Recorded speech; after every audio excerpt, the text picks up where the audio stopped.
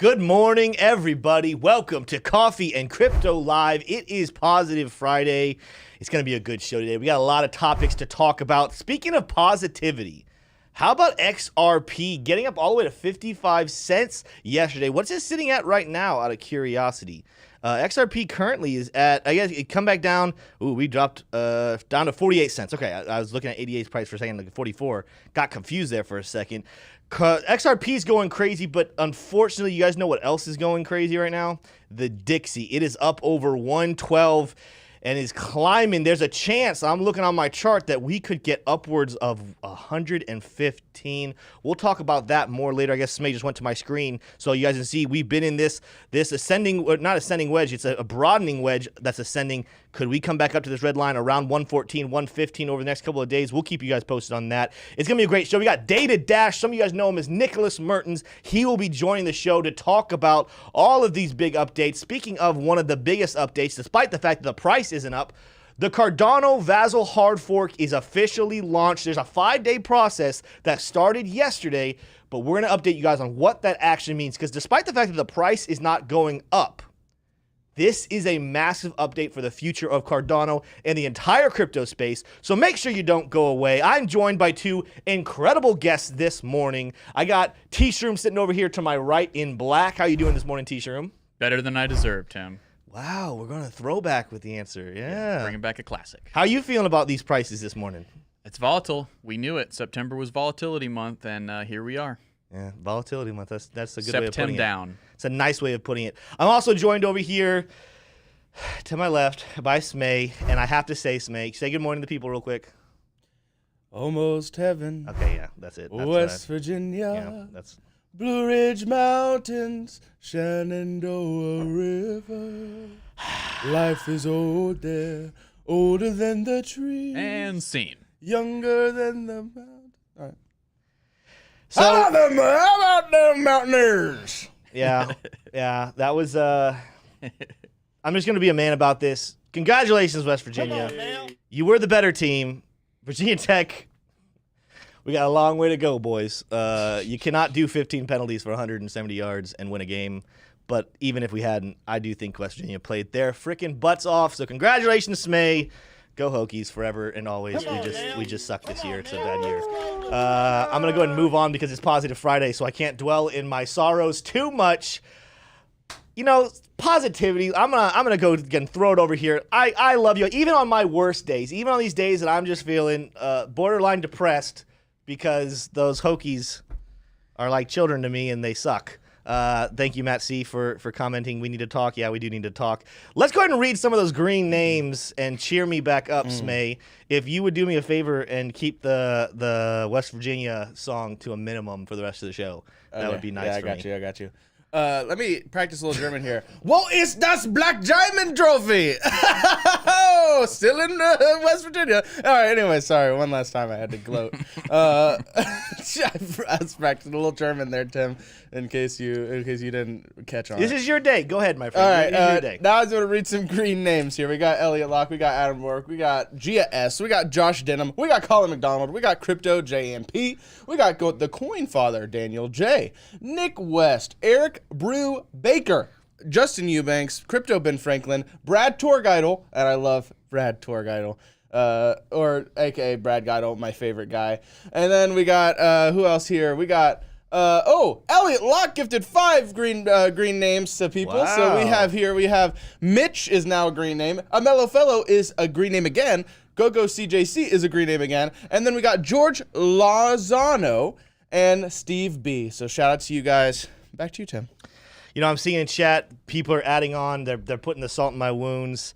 Matt, we don't have a better record. Now both West Virginia and Virginia Tech have a 2-2 record. Here's what I'll say, and I'm going to, because this is Smay's days, West Virginia's days, I actually think West Virginia should be undefeated right now. I think they should be 4-0. I thought they were better than Pittsburgh. I thought they were better than Kansas. They definitely are better than Tech. As far as Crypto Set Guy, no, we do not need to talk. I don't want to hear any blasphemy from you about the Florida State Seminoles. Just wait for your heart to get broken. It's coming very soon, my friend. That's right. The Seminoles suck. The Seminoles. That's something me and Tim can agree on. I can agree with that, too. Common ground. Common ground amongst us. FSU, Tallahassee sucks. Not Go gonna go Gators. for it. Woo! Playing Tennessee this weekend. Tennessee, we're gonna get them. We're about to jump into some more crypto here. I know we're talking college. In Lots case of anyone's coffee. lost, we're talking college football here for a second. That's just part of who I am. You guys are gonna know the more you get to know me. College football is one of my favorite things all year, and then one of my least favorite things is the time I have to wake up and say, "Oh wow, this isn't the year for tech," which has been a long time since I've been able to say it was. Isn't the year that for every tech. day? You know, you can shut your mouth now. We're gonna go ahead and move into our market This is not polls. the year for tech. Oh goodness, we're gonna move into our market pulse here. But I actually have two. We have two sponsors for you guys today that are bringing us the market pulse. But they're both exchanges, and this is phenomenal because while we talk to you guys about getting your money off exchanges to make sure you have it in cold wallets, if you don't have Hedge, if you don't have an ability to get it, then you're gonna need exchanges. By the way, I'd give a free shout out to Hedge right there. They're not even a sponsor for today's show. I love Hedge. All of our non-American citizens, there's a great company, great exchange called MEXC. If you are all about security, because that's the whole deal. The reason why people want to get away from exchanges is they're worried about the security level. MEXC was rated one of the best. It was the best crypto exchange in Asia on the Expo of Dubai this year, and its reputation is amazing. When you sign up with our link down below and you use it as your exchange, you get $25 USDT airdrop and enter to win a $1,000 giveaway. For my American friends, though, Uphold. Uphold is a great exchange, especially if you're trying to look for some diverse opportunities. For example, if you use Uphold, you can trade literally anything to anything on Uphold, trading between cryptocurrencies and national currencies in one easy step. Trade over 220 cryptos and stake crypto to earn rewards of up to 25% APY.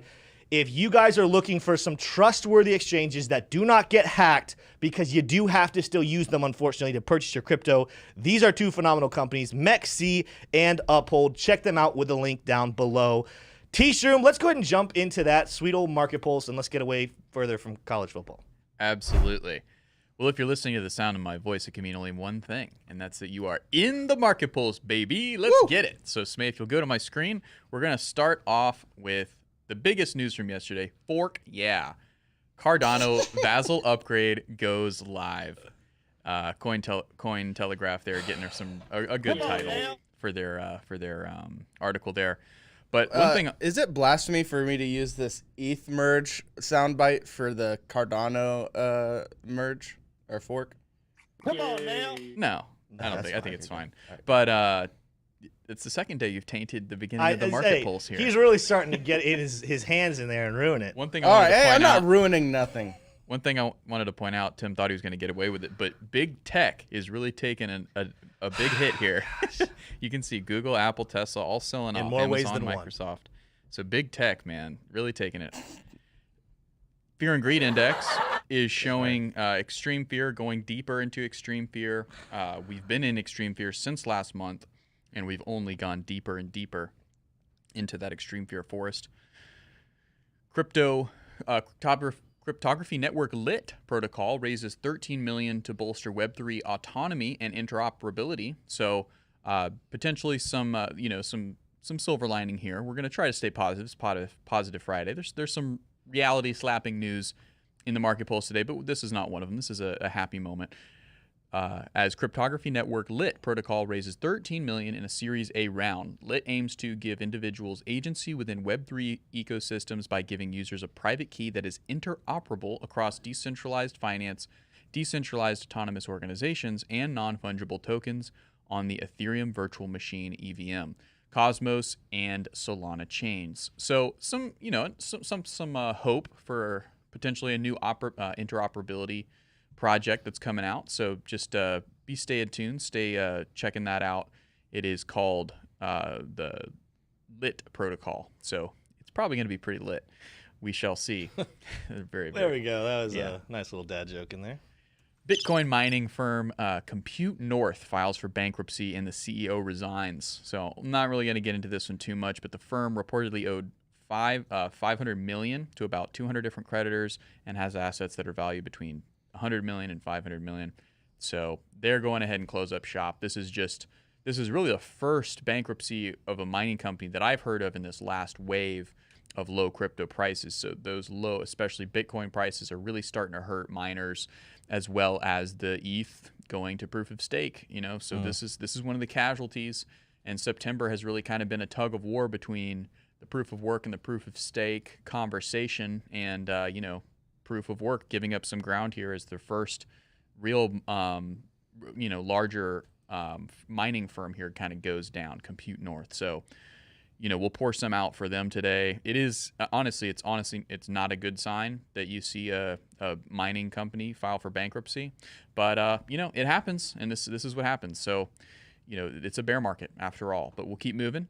Markets, cryptocurrencies up amid Cardano's VASIL hard fork. XRP lead gains. This is of course was written before what has happened in the last 20 minutes, but the fork has gone live, and we kind of talked about that a little bit. Cardano's token ADA was up after Input Output Hong Kong announced successful hard forking that Cardano blockchain as part of a VASIL upgrade early this morning. A move that is expected to improve scalability and efficiency. ADA was rallying 7.2 up to 46 cents. So that was a great early morning start to the early morning, but obviously things have turned around since then.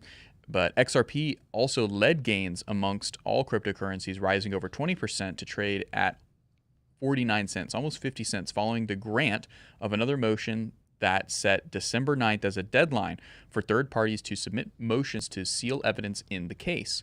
The case, of course, with the SEC. XRP's recent gains have helped it overtake Binance's USD stablecoin as the sixth largest token by market capitalization. So if XRP flipped BUSD through all this, which is pretty interesting. I wonder if that's still the case now that the market has corrected, but we are going to move on. Not getting away from football here. Football is still in the headlines here. NFT software company Chain inks 4-year deal with New England Patriots. Really interesting stuff here. So time to bring some NFL action for Gillette Stadium and Web3 to the Patriots and co. for the next 7 years. Looking forward to this partnership, says Deepak ETH, one of the leaders there. And just take a quick look here at their latest and greatest NFTs for the New England Patriots. Look at that. That is pretty fun stuff. Polygon. So, yeah, Polygon, of course, getting in on the action as they always do. So there you go. Well, it's also a bad time to be a Boston sports fan. No. I won't get into it, but that's not Polygon. Where'd you see Polygon? But is that not the logo? No, that's Chain. If anything, looks like Chainlink, but this is not. Well, isn't that Maddox? Nope. It's similar. It's very similar. Maybe. All right, moving along. Well, Tim, what did you think about this? You're a big football guy. You love football. Yeah. So what did you think about this? Someone asked me the other day. So just so you guys know, the Patriots are on my. I'm not necessarily the biggest NFL fan, but I have a list of teams I will never root for, no matter what. Although I will say that in the New England Patriots are on that list. They're heavily looking at my brother Caleb, so I might have to become a Patriots fan if he gets drafted by the Patriots. Here's my take. I think that this is really just big news for Patriots fans. Again, I've kind of said this before. It's not about the fact that this step individually is going to just blow up the market. It's as crypto makes its way into the sports world, and all of the major teams are adopting it, which, by the way, they're working on it.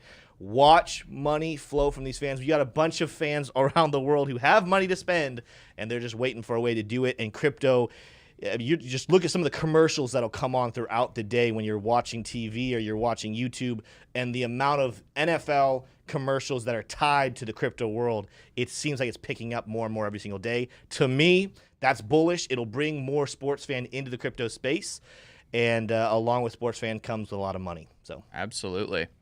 Well, we'll come off of that, NFT high point, kind of a summit there of our optimism. We're going to come back down because the IRS is expecting to summon users who don't report and pay taxes on crypto transactions. So we definitely want to be paying attention to this. Taxpayers are required to truthfully report their tax liabilities on their returns, and liabilities that arise from cryptocurrency transactions are not exempt. So this is just they are cracking down on a couple of different organizations. So we just wanted to kind of sound the alarm. Hey, they've been coming after this company, this New York-based MY Safra Bank, to submit information about taxpayers that might have failed to report and pay taxes on their crypto transactions. So long story short, for some reason they have reason to believe that this specific company, MY Safra bank, has a disproportionate amount of people that have not been paying their taxes, disproportionate amount of users who haven't been paying their crypto taxes. But, sounding the alarm, make sure you're paying your crypto taxes. And, if you don't know how to do that, you may need to find somebody like Anthony Price, who's a trusted CPA that we like to talk to, and his affiliate link is down in the description of this very video, so it makes it very convenient for you. But moving along, we're going to end on a high note here. It's pretty cool, actually. This came across the wire. What you got, Smay? You okay? I was trying to end on a high note, and it didn't work. Okay, gotcha. Wow. But we're going to end on a high note here, or in the market pulse at least. Yeah. So Wabe Global will list Soul Saver. That's going to be listed on September 26th. If you do not have a Wabe account, I wonder if the Know Your Customer process is going to limit the extent to which you could sign up in time for this to be able to get in and buy Soul. But this is just a heads up for everybody. If you're unfamiliar with this project, this is the game that they're taught that is coming out, and the token's going to be on Wabe, and you can go check it out there. But yeah, so that's going to go ahead and end our market pulse. But Tim, did you have any comments about any of the stories? I know you may wanted to comment on the XRP story. Yeah, well, I think so. Something important that just happened with the XRP. We got a little more updates from Garlinghouse. He was actually at a conference of some kind, and he was updating people on what's happening there. So in case you guys did not see the video, I'll kind of sum it up for you guys. He was discussing the fact that he does not think that we're going to see the SEC lawsuit with XRP go before a jury, because you go before a jury when there's a question of what the facts actually are. So then that's when you bring a jury of your peers to try to decipher what actually is real and what's not. What we have is not an issue of deciding what the facts are. It seems like both sides are actually on the same page about the facts.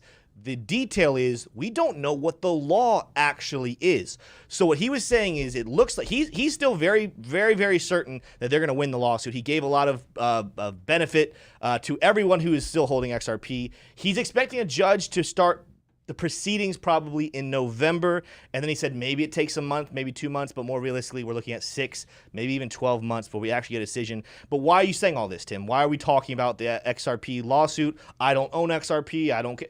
Here's why every single person that is watching this show, and even the ones that are not watching the show, should be taking notes on what's happening here and caring about what happens here, is because their law about what a security is when it relates to crypto being vague means that whatever the decision of this lawsuit is will more than likely come into effect with your favorite cryptos. You guys have heard that Ethereum, for example, is beginning to draw some eyes from the SEC.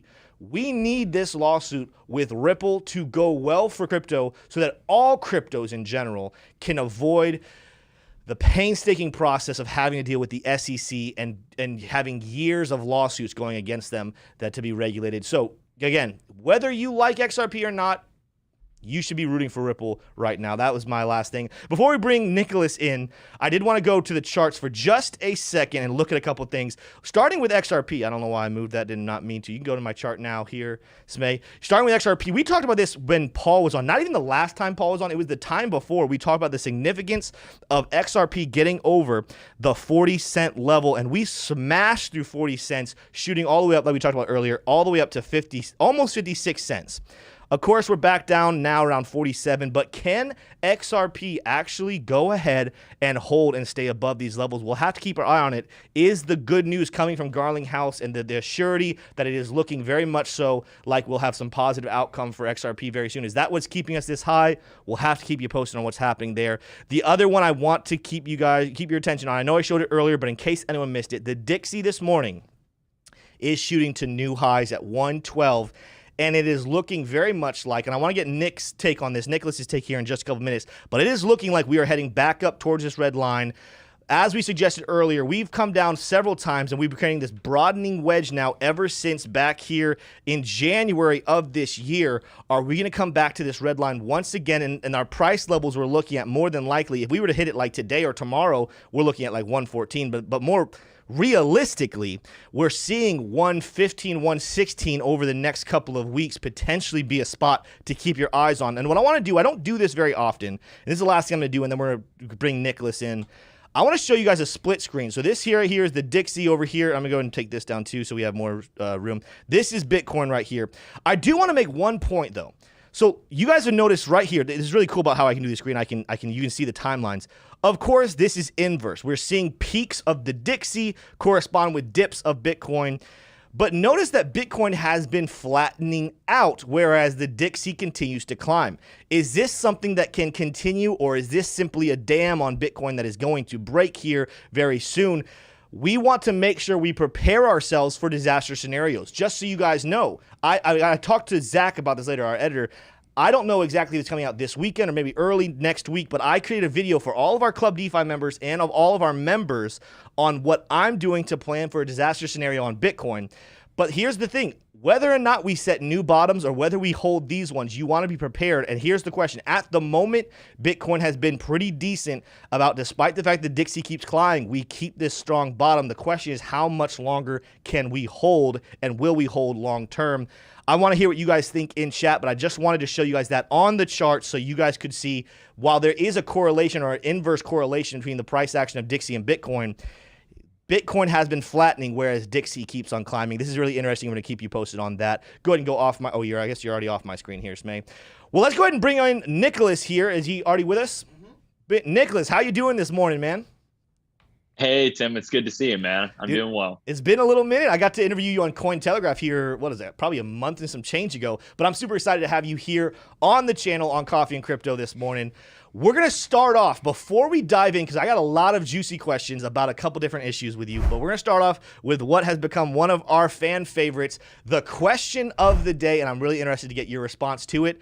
So I'm going to throw it over here to TShroom. What is our question for today?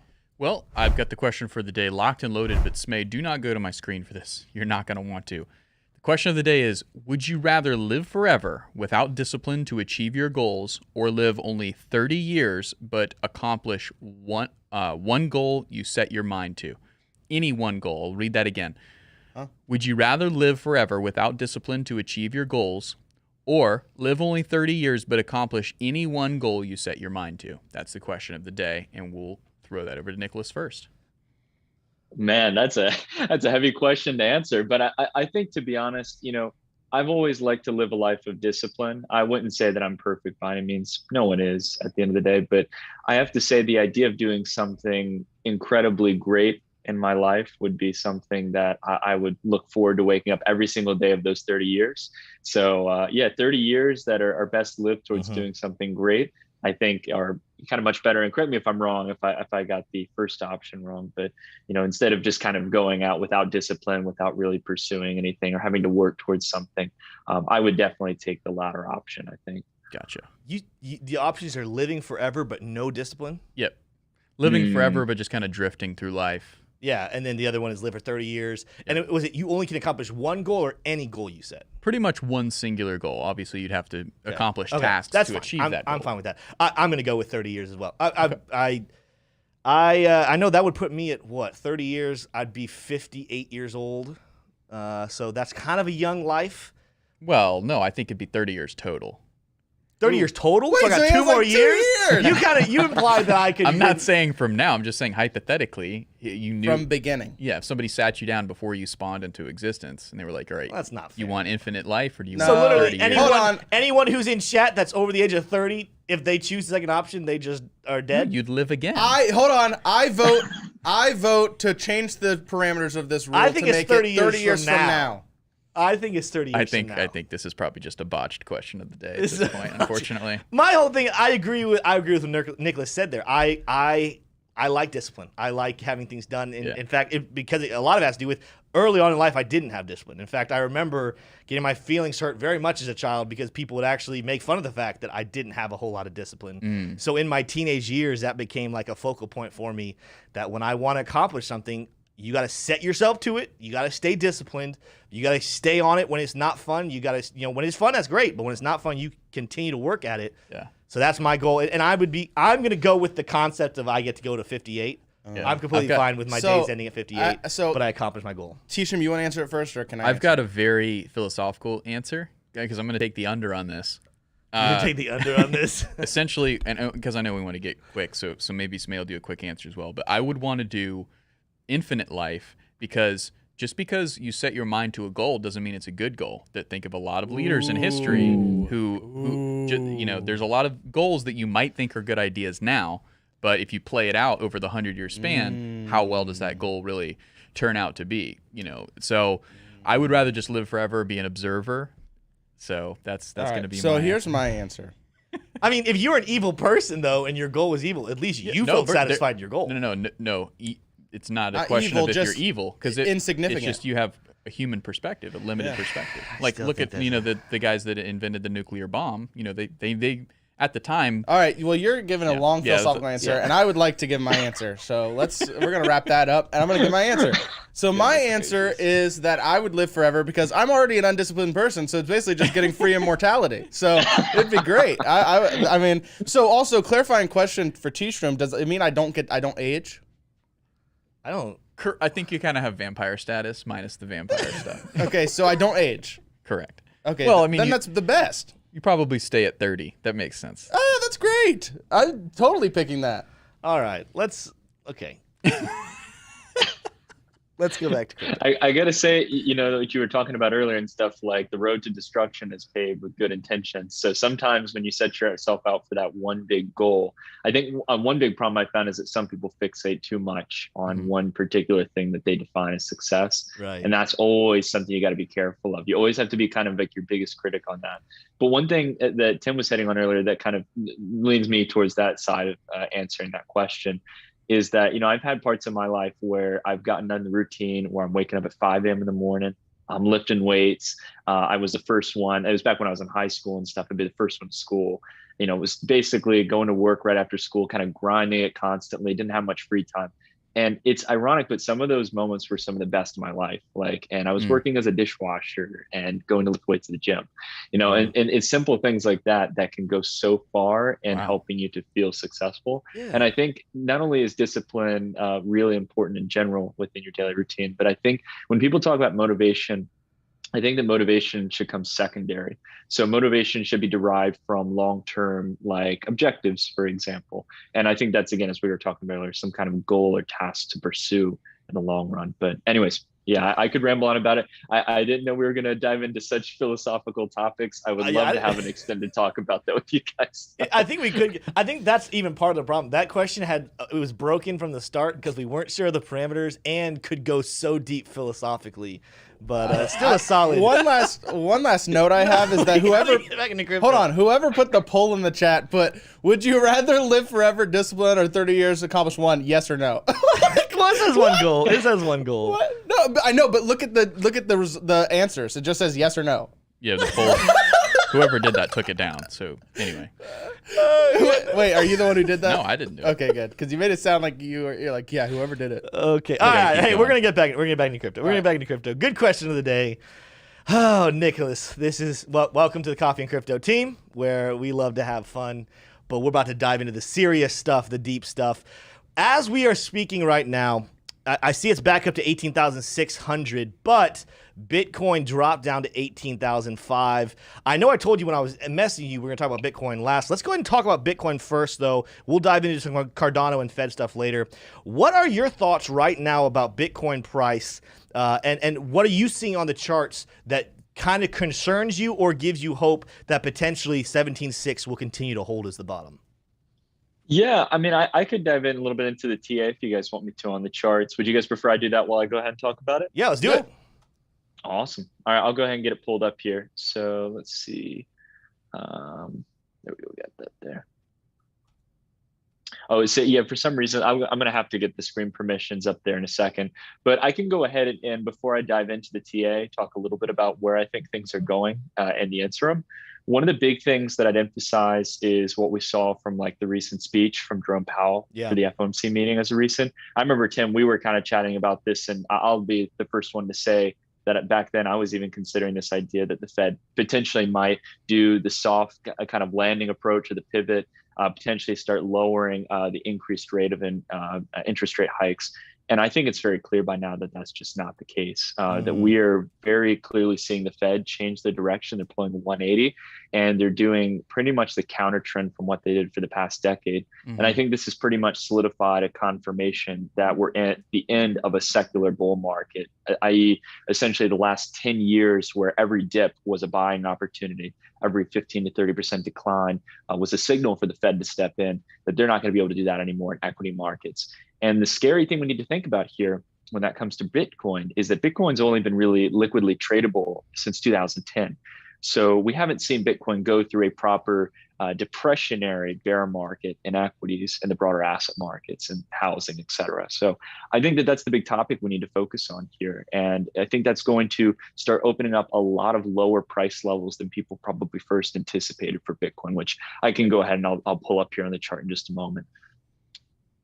Yeah, I think you're starting to get into a place where I'm finding myself getting there as well. Like, I know there's the 4-year cycles. I know everyone wants to say, hey, it's just just another normal crypto winter, but this is the first time that crypto's ever seen a recession. And to be fair, we had first of all, Bitcoin was created almost in response to the last great recession, and even more so, what we're seeing is significant levels of what we saw over 40 years ago back in the 80s, even worse potentially than what we saw in 08. So I'm not ready necessarily to throw in the towel and say that Bitcoin has to go crazy low and that crypto is going to suffer. But I think anyone who's ignoring that possibility could potentially be very, very hurt if they're not even ready for that potential future. Yeah, absolutely. I think you hit the nail on the head, Tim. Like, I'm not one to call specifically any particular price. I don't know if there's any means to find an exact bottom or top. There usually isn't.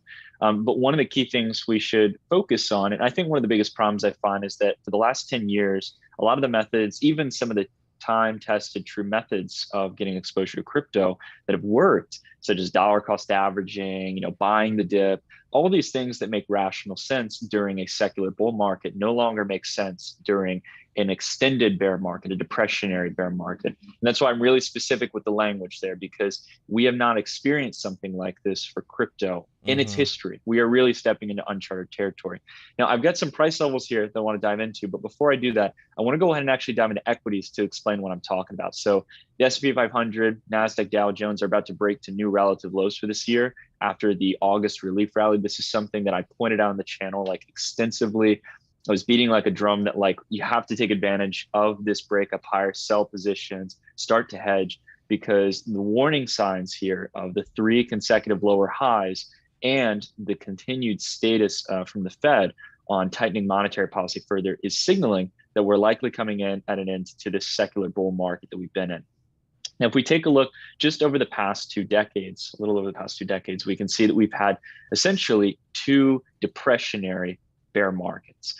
So how do you define these essentially? Well, if we take a look here at the chart, we can see that essentially going from top to bottom here, these are bear markets that are usually going to be 50% or more in decline evaluations. Now, this is just the S&P 500. If we take a look at the NASDAQ, which I'll pull up in just a moment, we'll start to see just how bad this could get for crypto. But essentially speaking, right now, we're only down about 23% for the S&P 500. So we are, in really simplistic terms, we're about halfway through the kind of pain we should be seeing here. We're in the initial kind of disbelief stage where essentially things are going to start to pick up faster and faster, where we could go all the way down to 33%. We could go all the way down to 40, 50%. And what I'm calling for here in the S&P 500 is a slight deviation from an upward support line where we had the lows back in 2016 and 2020. So if equities are going to pull this kind of correction, what is that going to look like for Bitcoin? And I think that that is not only going to put us into question. I'll go ahead and hop from our Ethereum chart here, which we'll take a look at in a bit as well. That's going to take us down here not only to around $14,000. I don't think people calling for that are crazy. I think now that we've rejected the long-term support moving averages like the 200-week moving average and the 200-week EMA, now that those are acting not as support or buy the dip opportunities, it's acting as resistance, and prices rolled over here. We're probably on our way here in Q4 to Q1 of next year to go down towards, at a minimum, the typical bear market range of around 80%.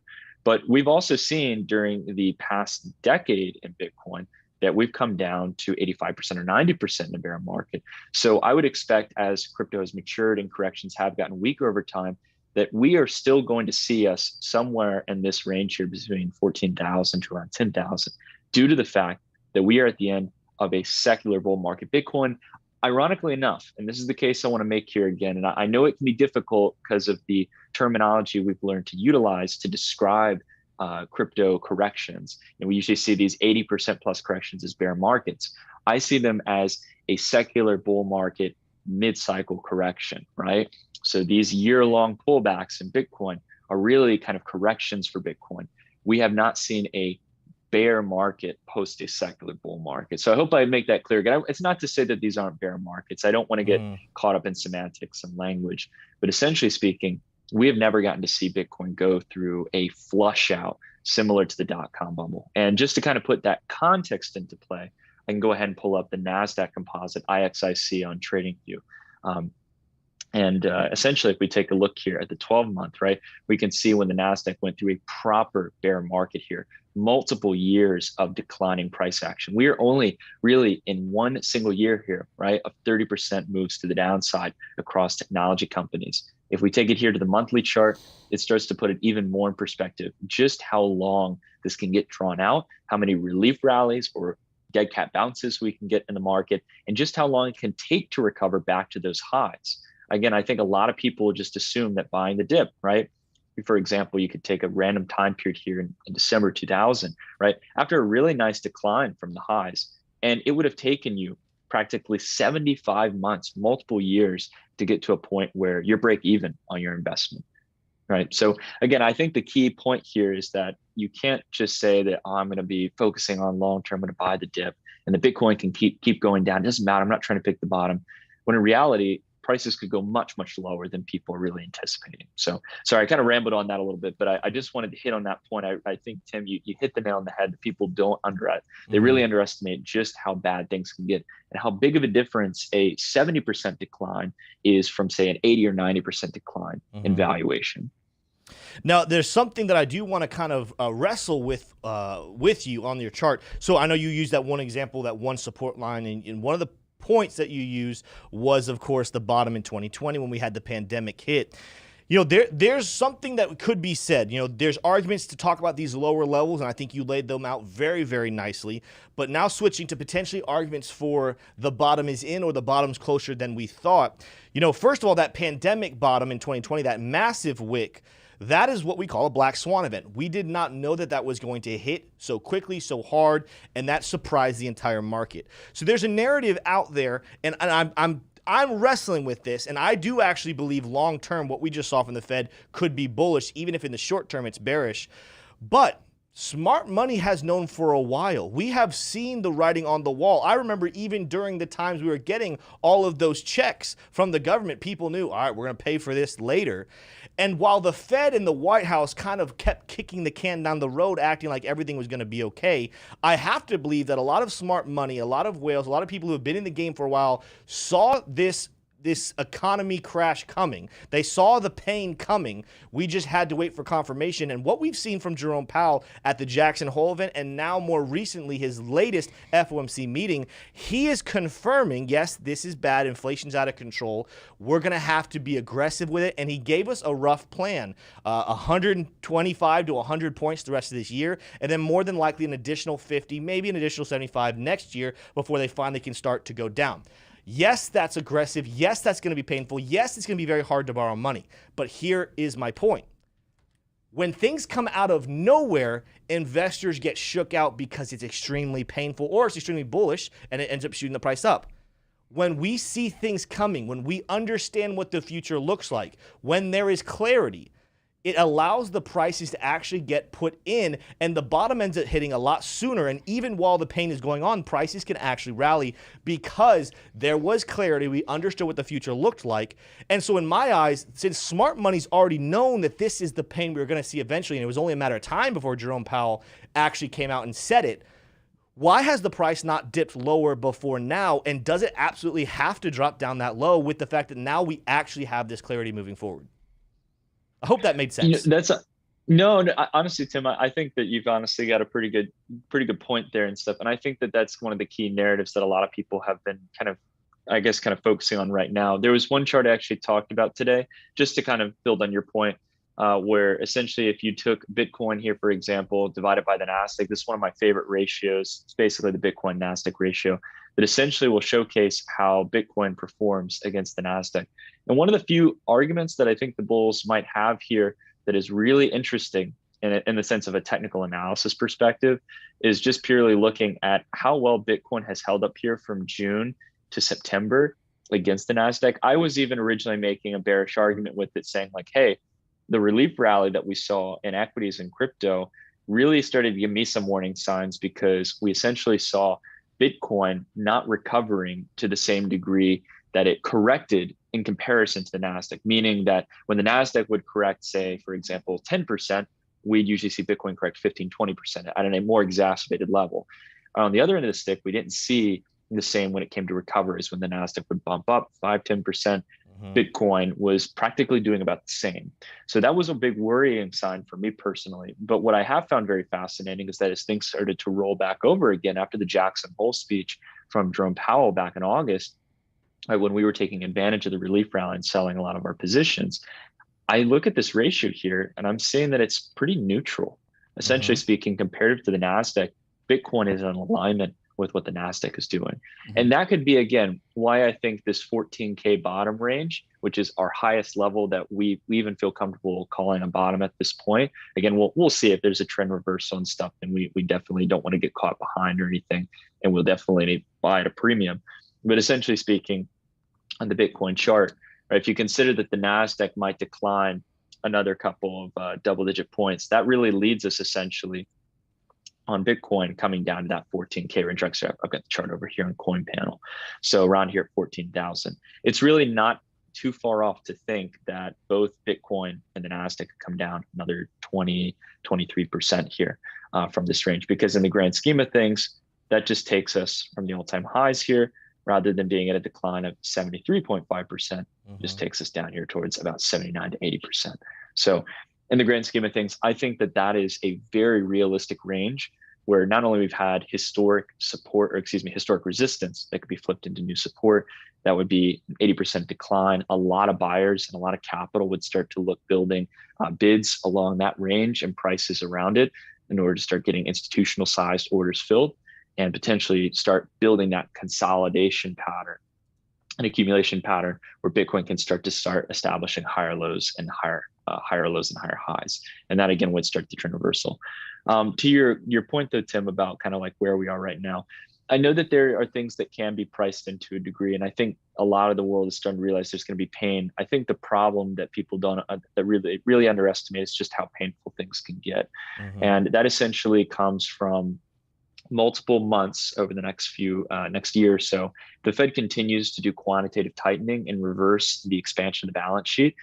And along with that as well, we're going to be having higher jacked up interest rates. I think that the pain is going to get much worse. And the reason why is because if you take a look really at the balance sheet expansion, that's what I'm really focused on. You've got all this excess liquidity in the system. What I think is really telling is just actually, ironically enough, how poor equities have performed in comparison to the balance sheet. So this is a really interesting chart. I wanted to kind of maybe share this perspective real quick and get your take on it. One thing that a lot of people have never done before is taking a look at, for example, let's say the S&P 500, SPX here, and they haven't divided it by the United States central bank balance sheet. Now, this is data that you can access in TradingView. It's USC, BBS. And when you divide it, you find a really interesting trend here that after the pandemic, right, where we had this flush out here going in through March, right, what we've seen is that stocks essentially throughout each and every recession, we've never really properly recovered back to where we were back over nearly 2 decades ago in equity. So this is a really interesting perspective. Now, it's not guaranteed that we would come back up here to any degree, but we can take a look as well at the NASDAQ, do the same exact thing here. And what was interesting is that by the end of the 2020 rally here, before we had the COVID correction, we almost got back up to where tech stocks were back in 2007 in real fundamental value. But since then, since February 2020, even when everyone was rich on paper, everyone was doing well, exactly as you said, we were actually setting in a lower double top here in fundamental value for equities and have just been rolling over ever since. And I think that until we get back in these kind of pockets of previous support from the past in real fundamental value terms, I think that crypto and equities have at least one more major flush to go until they get down to real fundamental low ranges of support. That's really, for me, where I could start to get bullish. And this is, again, where we kind of get that 20% range here, of further decline here, as the balance sheet itself is also being reduced. So I think it's going to absorb liquidity with bond or treasury sales alongside the eventual sale of mortgage-backed securities. That's just going to be stripping dollar liquidity that would be going rather towards equities. And then you have the double-edged sword here, I guess another exacerbated issue, which is going to be the federal funds rate being jacked up. And that's just going to make treasuries more attractive. Treasuries are at a nice dip buying opportunity. And on top of that, you're getting a really solid yield on your money in order to hedge against inflation. So I think that those are kind of the two key things that are just going to crush any kind of investor sentiment to go long on equities in a substantial degree. But again, there will always be people buying the dip for sure. I just think that there's going to be much more pain to come if we're going to be having more and more of these the ends of these secular bull markets and then turn to a depressionary correction in prices. Yeah, we got a question from TShroom for you. That was really good, Nicholas. Yeah, so Nick, I'm tracking on all of your analysis here, and it's sounding pretty convincing. So if you're not a buyer of crypto, you're not a buyer of equities, bonds are not yet attractive, and housing is anticipated to going down. Where are you putting your money to work other than the sidelines? Yeah, this is actually a really, really great question. So I would emphasize that there's nothing wrong with being in cash.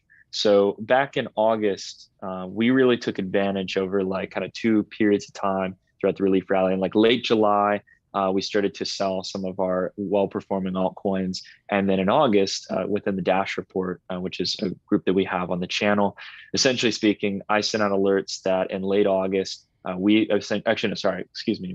like early August, we started to take advantage of that relief rally when Bitcoin was pressing up towards 23, 24K. We started to basically sell any existing positions on our crypto. We have a few that we're still holding. The reason being, though, is because I've learned through previous kind of recessionary bear markets, I've never traded through a depressionary bear market like we're going through now, where things could get much worse.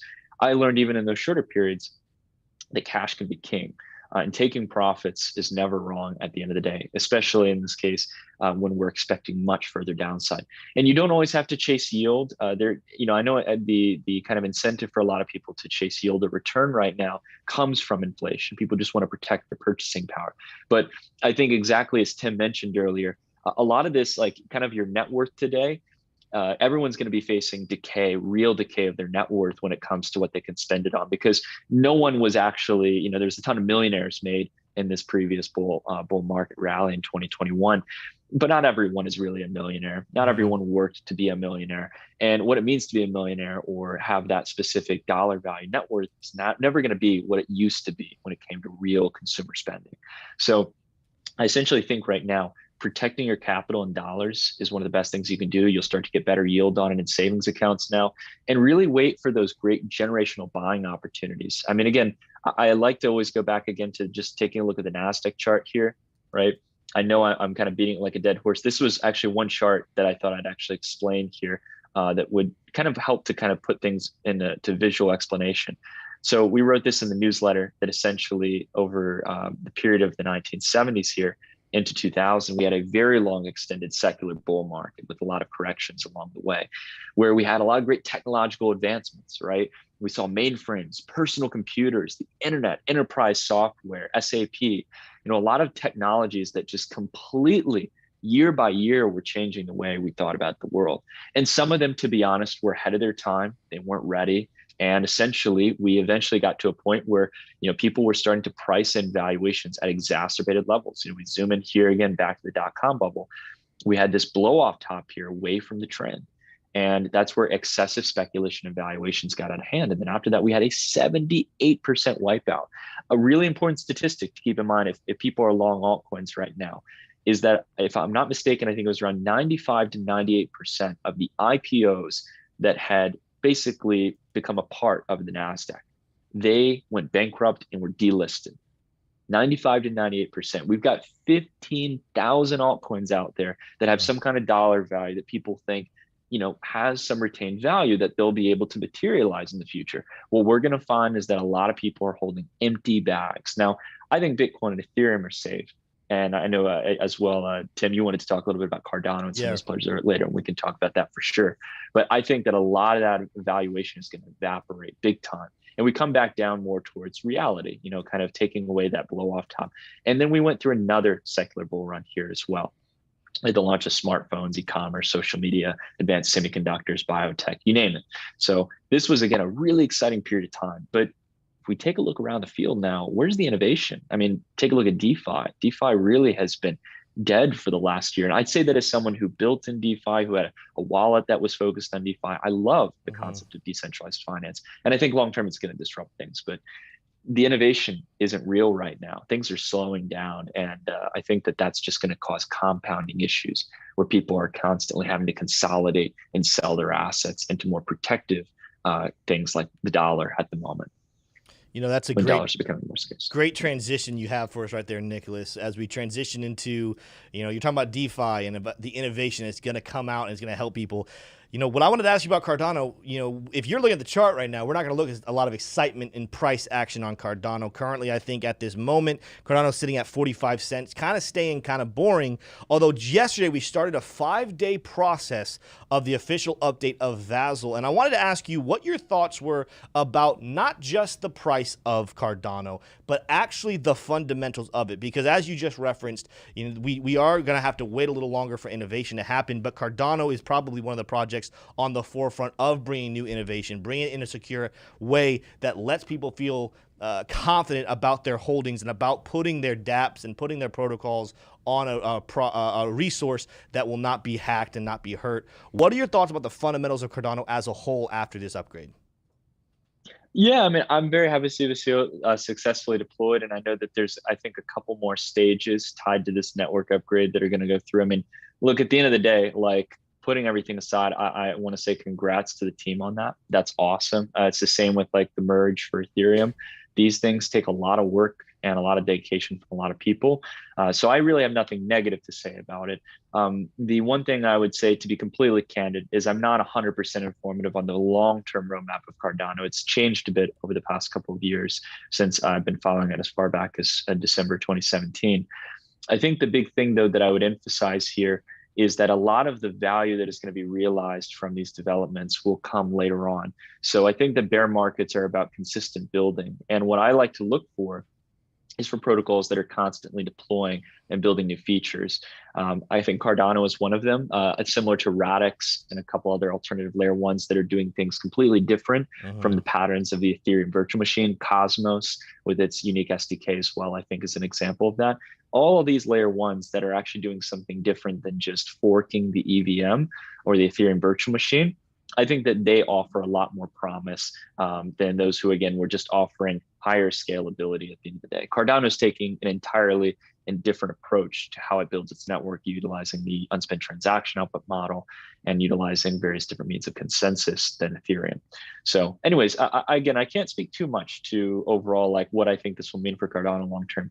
What I will say, though, is that so long as they continue to deploy these things in a period of time where no one is investing and trading it, that gets me more bullish for the next preceding months, because the value creation starts to churn. And that also helps to formulate bottoms in asset markets where people start to find more revenue traction, more utilization.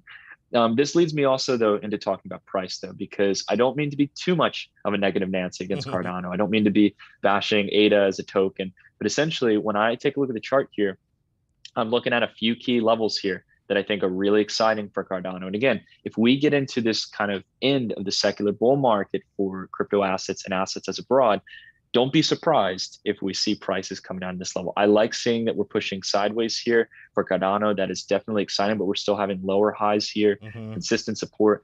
I've seen this happen before in 2018 when Bitcoin kept hitting that 6K support range. I was the cheerleader saying Bitcoin keeps holding it. We're going to have a breakout here.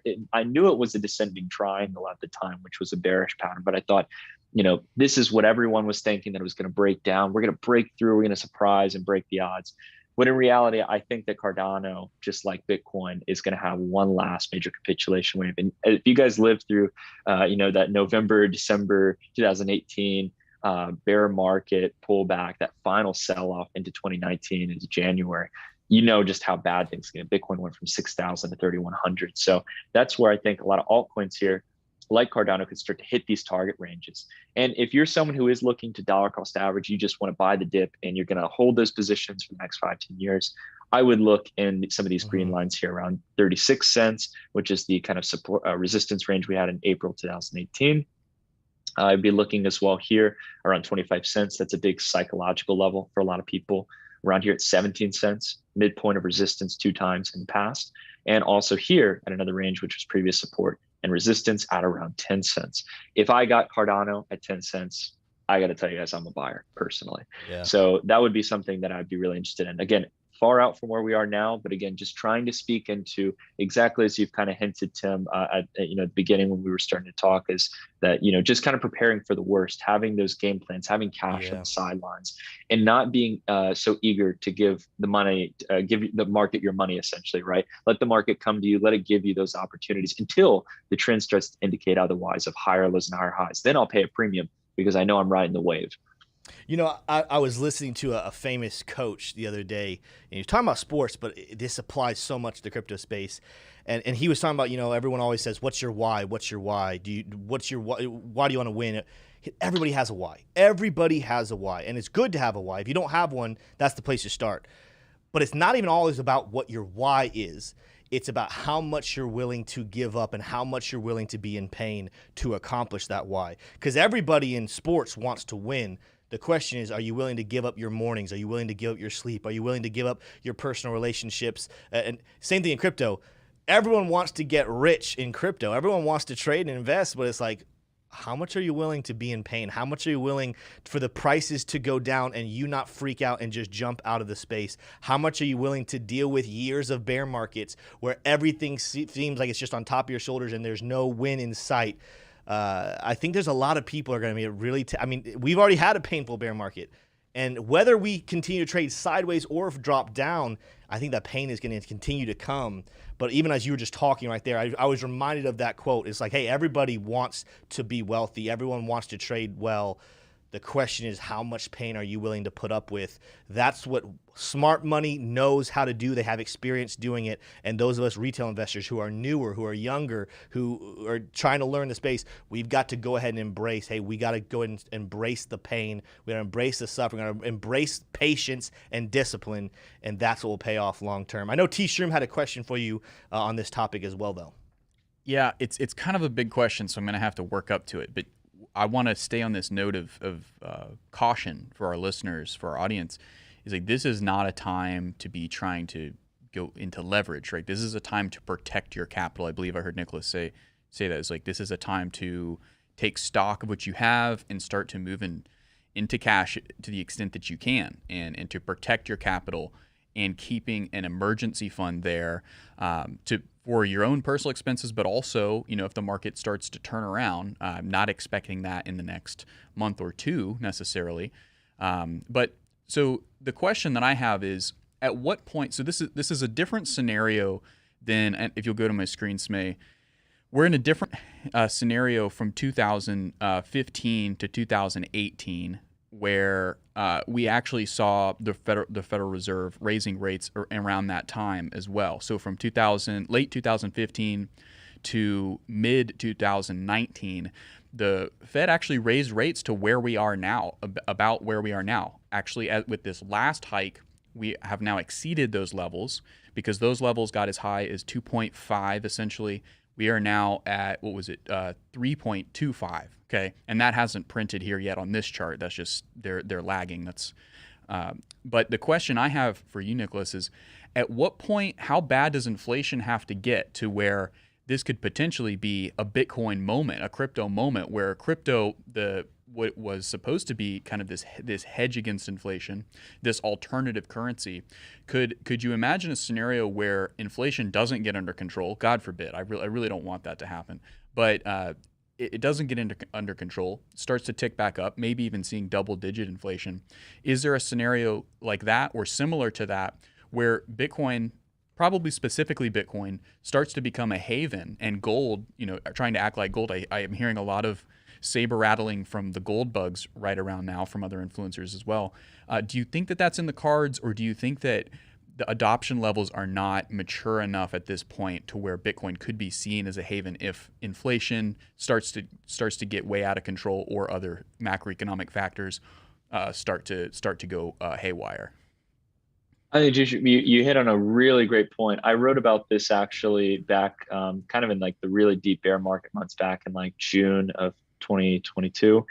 And I basically hit on this idea that you essentially have a really solid opportunity potential. And this is where, again, I'm happy to be wrong. And to your point earlier, this is not the time to go short in the market. This is not the time to be taking excessive leverage or risk. I mean, Tim, I think Tim and I had hit on that in our last conversation. Like, it's sad to see just how much it's being promoted, and there's no education behind it. But the really important thing that you just hit on, which is so true, is that there is a chance for Bitcoin. And I think it's like, even though it's a 10-20% chance, if the federal government in the United States cannot cool down inflation, the global economy will not be able to cool inflation. That's why Powell is starting to slowly but steadily step into the driver's seat to cool down inflation. He's saying, look, I'm not going to let the market get ahead of me. I'm not going to let inflation get ahead of me. I got to get in charge of it. If they decide to pivot and they do not get proper control on supply and demand equilibrium in the economy for the supply chain, and they also aren't able to stop the excess amount of money that's been printed and created through credit from getting into the economy on consumer goods, they're not able to moderate trust back in the system. Bitcoin at a 80-90% discount would sound like one of the best investment opportunities to me, because at that point, I'm not looking to go long equities because even though they're at a great discount, if the financial conditions are restricting a lot of businesses, you take a lot of the high tech growth stocks in an environment with 5-7% interest rates, which is what the Fed's going to have to do. The companies are not only not going to be able to grow their revenue and expand, they're going to be losing revenue. But on top of that, they won't be able to stay afloat. Most of them are still in negative profit territory. They're still losing money every quarter. Imagine all those businesses who are the kind of like, green companies that essentially are able to make some kind of returns right now. Let's say their margins are 3 or 5%. They're now underwater. They're starting to lose capital. They're starting to lose their attractive selling point as an investment. So that's the problem with raising interest rates over time that will inevitably force a recession in the economy, is that a lot of business models that worked in a 0% interest rate environment start to get crushed. Bitcoin isn't promising anything. It's not promising a dividend. It's not promising revenue. What it's promising, as exactly as you pointed earlier, is this kind of alternative store value hedge over the long term that generally makes higher lows and higher highs over a period of multiple years. And I think that is going to be the golden ticket to probably hedge yourself. We might get a 1970s to 1980 moment where Bitcoin really starts to shine and really become the leading asset and just completely outpace all other assets. The lackluster performance in gold and silver over the past few years, I think, are indicative of that Bitcoin has basically stolen a large chunk of market share from these precious metals. We should be seeing gold and silver rally big time now, because there's a lot of risk of insolvency in the currencies of the world and government debt, the IOUs that governments have been issuing in order to fund these record deficits. And they're going to have to implement more of over the next couple of years because tax revenue is going to dry up with the slowing economy. Interest rates are higher. The net interest on the debt is getting more expensive. I think Bitcoin has got this beautiful opportunity. So again, while I see that, right, again, I am in cash mainly right now, but I would love to see Bitcoin get to a lower price point, start to have more better foundation. And what we can start to look for is a deviation between how equities are performing and how crypto is performing. Exactly. So that chart we talked about earlier, Bitcoin divided by the NASDAQ, Bitcoin divided by the S&P 500, that's going to be your key chart to watch. I check it at least once a week to see what's happening. And if I start to see higher lows and higher highs for Bitcoin, that's your key telltale sign that people are starting to lose serious trust in the system, especially if you get that in combination with higher inflation. So hopefully that kind of makes sense. I know I rambled on a little bit, but I think that is what we need to look for is those two telltale signs. And if we get that, man, we've got Bitcoin that is just going to swallow up market dominance, I really wouldn't even be interested in Ethereum or alternative layer ones. I think Bitcoin would be the star of the show, and everything's going to consolidate into this one asset and create a parabolic bubble for Bitcoin, similar like we saw in gold in the 1980s. Absolutely. And I was just going to say, also keeping a look at Bitcoin, or at gold divided by the S&P divided by the NASDAQ, that could also be an early indicator. Just because folks are getting into gold doesn't mean they won't also get into Bitcoin, because I think they'd be getting into gold heavy for the same reasons they would get into Bitcoin. It's an alternative store of value. But this is actually why my thoughts and my beliefs around crypto have obviously evolved quite a bit. But this is why I got into crypto at all in early 2021, was because I saw Bitcoin specifically as a hedge against what I saw was going to be a doomsday situation for U.S. equities. Now, the Federal Reserve was able to swerve away from that doomsday scenario that I thought that was going to be a secondary event as a result of the pandemic. But now, so that's why I'm not selling. I'm hearing your message is very, you're in cash. You're showing your cards here, and I really, really appreciate that. You're in cash. You've put your money where your beliefs are, but you are painting a bear. I would think it's fair to say, I think you'd be the first to agree, a bearish kind of portrait here for asset classes going forward, for risk asset classes going forward.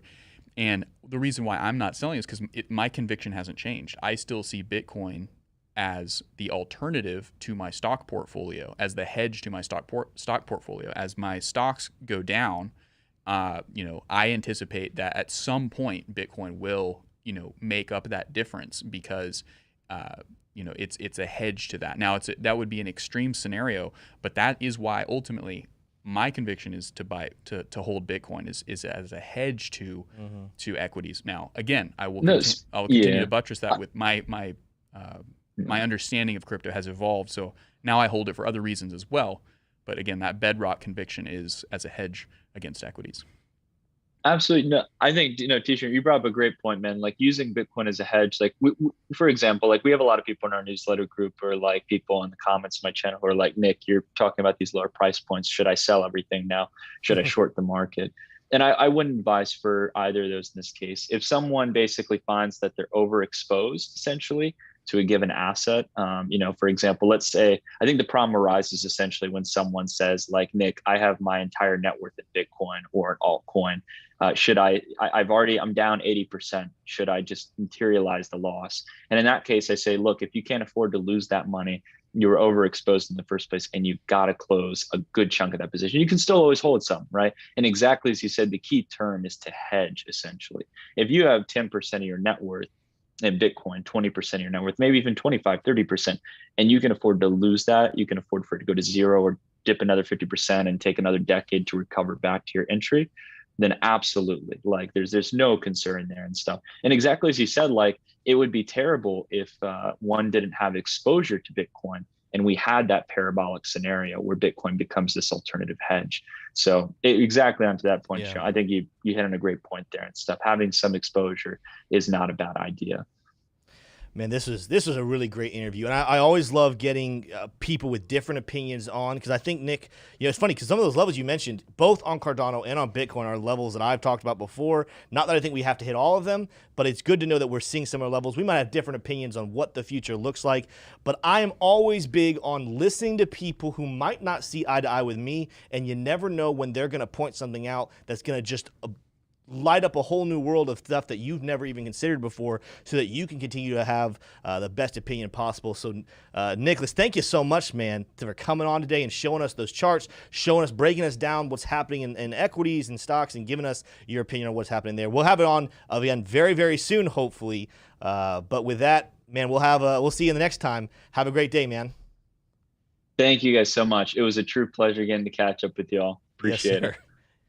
Make sure, by the way, guys, there's a link in the description below. Go follow him on Twitter. Go follow him on YouTube if you love that content. If you love hearing him break down the market like that, you're going to want to follow him. He mentioned a newsletter as well, so I'd recommend finding him. I don't have the link to that in our description, but I'm assuming it's going to be on his Twitter or his YouTube page, so make sure you guys go follow him there. We're going to, we ran long, but I wanted to get him every ounce of wisdom we could from Nicholas. We got to do a couple things here. We have some super chats I think we got to read from Smay.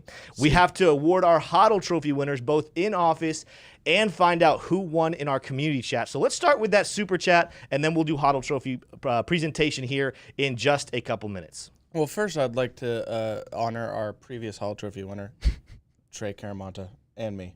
So. Yes. All right, let's see here. We have Elliot Locke gifted 5 Coffee Crypto memberships, as we discussed in the green name segment. Thank you. Next we have here from Eric Wallen said, just giving support. Can we get a Jebb update? Jebb's hanging in. He's living here close by. He's doing a lot of stuff. I actually don't know everything Jebb's doing right now. Jebb and I, we're friends. We just don't text all the time. I'm busy doing the business stuff, and he's busy. I think he's feeling a lot better. I think the time away from the show has really helped him and his wife a lot. But I know he's excited about his future. So when we have more updates, I'll let you guys know. At this point, though, I think it's been really good for him and his family at this point. All right. Next we have here from Elliot Locke. Says, I saw this one, yeah. With the Fed raising rates, sending commodities and crypto down, what do y'all think of instead of moving into stablecoins or cash, but going into NFTs, being you do your research? Could that open up other gains in the future? I can tell you how I feel about this. Go ahead. I think it's a bad idea. Well, I think the key, he was the one that said, do your research. Mm-hmm. There's gonna be an opportunity out there for it. But if you are just kind of winging it and saying, well, let me just find some NFTs that I've heard people talk about, and you're thinking you're going to store your value there. We've discussed this on this channel before. Am I an NFT expert? And by no means, I'm not an NFT expert. Smay is probably the most knowledgeable NFTs. I don't think he considers himself an expert. But we do expect when the NFTs come back, when the bull market in crypto comes back and those get those look advantageous again, I think there will be some remnants that have stuck around, but I think that we're going to see almost this brand new wave of not only even like the artsy ones, but even more use case ones. I mean, just look at some of these projects. Like I love, for example, free shout out to Harry and his team, Jett. What they're building is that NFT packages so you can purchase concert tickets and get an NFT as your ticket. That is the beginning level of use case NFTs. Those things will blow up. TShroom, do you ever thought about that? Well, real quick, I'm going to say, quick to answer the question. I'm not going to store any of my value in NFTs.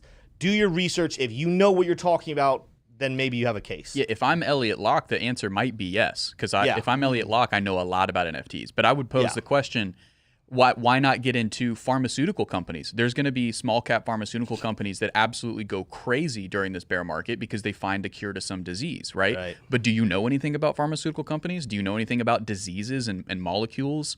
No, unless you do, and then you're going to get into it. There's a phrase called "find a niche and get rich." Find a niche and grow rich. And what I would say is, if you found that you're profitable and consistently profitable in NFTs, why wouldn't you go there for the bear market? Why wouldn't you put your money there? You know it, that you're betting on yourself. But what I know is not NFTs, so I would not go into them during this time. I'm going to go into what I know best. And at this point, my consideration is, well, we'll make it short. So I'm going to cut it off there. I'm not going to tell you where I'm going to go in. That's for another video. Would I be able to give a quick thought on this in general, or do you want to move on? Go for it. Okay. Yeah. I mean, honestly, just to touch on the NFTs things in the first place, my opinion on this is kind of the fact that the NFT market's going to continue to evolve, and I don't think the future of NFTs is to trade it like cryptocurrencies and other equities and assets and stuff. I think it's going to grow.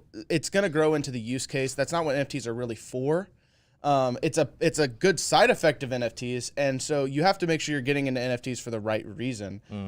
So consider that. But if you, like Elliot Locke, if you have a route, kind of like what TShroom was saying, if you have a route to monetize it, I knew a guy who I grew up with who had a route to monetizing his favorite video game before blockchain. It was like he just sold items in the game. So it's like there's ways to make money on anything that you're into, but I just think I don't think that's what NFTs should be used for. But anyways, back to you. We'll move on. Good question, Elliot. I think the best answer, kind of what TShroom said. If you know what you're talking about and you've done your research, that's all we could ask for. But if you're just saying, well, Elliot suggested it, so let me try it out, that's not a good reason. So Any other questions? Are we ready for the HODL That's trophy? it. Let's do the HODL All right, here we go. And we ran a little long today, but that is good. Just so you guys know, look forward. There's a good chance that this show gets extended. It's sometimes hard to fit all of these great thoughts and great guests and great events and engage the community all into just an hour. And so we might be expanding the show here very soon. Look forward to that. But here we go. The easy winner for in office. The price at the time of 11 o'clock was sitting at 18,686 is what I saw on my chart. That's what we're going with. That means TShroom is this week's HODL Trophy winner. Because Smay, you said 17 something, correct? 17.6. And he said 20. Ooh, you said it's still him. 17.6. It's still. It's very close though. Ooh, hold on a minute. Whoa, is there an upset? This has got confusing. All right, so TShroom, you said 20,000. Did I? Yeah, so that makes you 1,300 and some odd change off.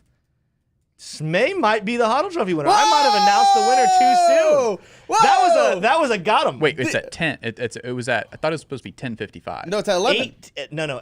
Well, it doesn't really matter. It was. I was calculating 10:55. Okay, what was the price sitting at 10.55? Same price. It was the same thing. So either way, Smay is the winner. Whoa! Come on, Smay. Dude, give me that back, you little rascal. That was a fake out right there. Give me that back, you little rascal. Look at that. Now is the time. So I'm going to go, because the price was changing there we go. I had an idea, but we're going to go ahead, go to my screen, Smay. We're going to scroll the comments and see who is this week's HODL Trophy winner. Well, first, I'd like to dedicate this to Trey Caramonte. Well, okay. Trey Caramonte, congratulations on last week's win. I saw your price prediction. I don't think you're winning this week. Okay. Yeah, here we go. 21, someone's Team Tim. If you were Team Tim, you did not win. Little spoiler for it. We got 18-2 right here is the front runner so far, and that is DJ Rolling Rick. Can you remember that name? DJ Rolling Rick so far. 17.6, that's a little farther away. 21.9, no. 18.550, XRP A11Y is so far the leader on this one. Keep your eyes on that one. Let's keep scrolling, though, and see if anyone gets any closer. He was at 550, so he's about 100 away. O-Man13, our first winner, not quite. You were split right between me and TShroom there. So you weren't team anybody. 18.100, that's a little farther off. 17.5. 18.855, Team Smay. Boom! I'm trying to think. Pew Pew Poom 2. I love that name. Is that close? Yeah, that's closer. That's a closer prediction than the 18.5. All right, so we got a new leader. Pew Pew Poom 2 is leading the. That spoke too soon. Austin beats him out because he said 18,800 even. All right, so now Austin, normal Austin. He is the leader. Normal Let's see Austin. as this keeps going on. Austin anyone even. else? That is it. So Austin. I mean, this is gonna be hard. I'm sure there's lots of people with the name Austin on YouTube. But Austin, if you are watching. With your prediction of 18,800, you are this week's HODL Trophy winner. Let me get some applause. Woo! There we go. Congratulations, Austin. What a You're gonna get I think your name now goes to the top of regularly throughout the show. Yeah. We'll put it up there. Again, there might be multiple Austins. I don't know. So what's the total now? Because I think the last time you did the total, right? It was you had 7. I had 4, and TShroom had 3. So that means I have 5. First of all, congratulations to Smay on a back-to-back win. Yes, that's It's been a right. long, the last time Smay had a back-to-back win was probably way early this year. I only have the record of what it's looked like since TShroom kind of joined the show. So at this point, I am leading still with 7 wins. TShroom has 3 wins. Smay now has 5, so he's sneaking up on me. I'm going to have to get better next week. right. Oh, look, That's right. Austin's in chat. Congratulations, Austin. Yay, congratulations, What's up, Austin. dude? You are, this week's HODL Trophy winner. And we have some great ideas. I gotten some great suggestions on better ways to engage with you guys on and give you guys some more bragging rights for winning the community HODL Trophy. So stay tuned. Maybe we'll develop some things next week and let you guys know. Can I show them something on the HODL Trophy real quick? Because I don't think people's really gotten to see it up close. Yeah, go for it. I think there's a lot of newer people having. Well, look at the. I'm gonna see if it can focus. I want to see if you guys can see the little coins in the fist. It's really cool. Oh, there it goes. There it goes. Look at that. That is so cool. Shout out to JD Park for making this. I haven't seen him in chat for a very long time. Austin just commented. He says, I'm going to change my name to Normal Austin. Normal. You need to let us know if you do that, because if we're just shouting out Austin every single week, and we'll see. Now that I'm saying it, I'm going to say it on the stream. It's if I see someone in Normal Austin, now someone else is going to go change the name to Normal Austin. It really doesn't matter. There's going to be a lot of normal Austins. Yeah, Normal Austin. As opposed to Normal Abnormal Austin. I am heavily in favor of you changing your name to Normal Austin. Guys, that's about all we have for you in this episode of Coffee and Crypto. It was a positive Friday, and I loved having Nicholas here. Again, if you do not follow him already and you have not yet done it, make sure you go follow Data Dash on YouTube, Nicholas_Mertens on Twitter. Make sure you like this video as well and follow all of us on Twitter as well. I'm at Tims_TA. TShroom is at TShroom, keeping it nice and simple. Anything more complicated than that? I don't think so. And then we got Smay over here with at Smay Nakamoto. Make sure you follow all of us on Twitter as well as our Twitter page for the channel at _coffee and crypto _. That's a fun one. I really don't like both our sides of it. That's a fun one. Somebody else stole the just normal coffee and crypto. Hey, give it back. Make sure you guys go ahead and follow all of us. Stick tuned this afternoon, or rather this evening at 6 p.m. We will have another weekly wrap-up. So just in case you missed any of our episodes this week and missed out on some big news headlines, you're going to want to watch that video where we wrap up the entire week and let you know what you need to know going into the weekend. With that being said, though, that's all I have for you in this video, and I will see you in the next one. Peace. Oh, I got a real good feeling.